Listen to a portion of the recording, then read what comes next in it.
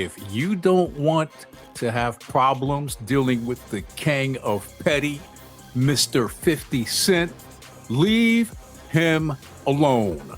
Viral news source. Let's get it. Hey, dog, I see why they shot him 9 times.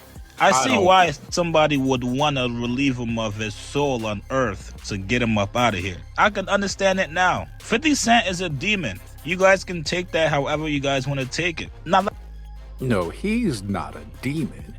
He just turns into a demon when someone that is not as powerful of him as he is tries to go up against him. Then he gets on demon time. And I gotta say, I love it. Viral news source. last night, I thought 50 Cent went overboard. This is crazy. Him posting the footage of Jim Jones kicking doors down at his podcast building. Jim Jones doesn't need to be kicking anything with those scrawny legs of his. I'll put a picture in this video. Viral news source, let's go. Viral news source, let's go. Watch this clown. Trying to get into his studio. I thought it was out of line and probably the worst thing that 50 Cent can possibly do to an enemy. But you see this? Some way, somehow, things just...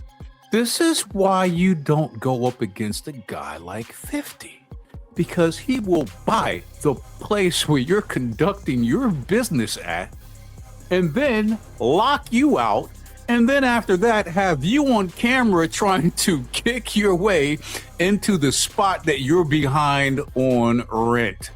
And if he wants to, he could go to the police and hit Jim with a B&E, breaking and entering. Viral news source, let's go. Got worse for Jim Jones. My God. Y'all remember the landlord Sam that told 50 Cent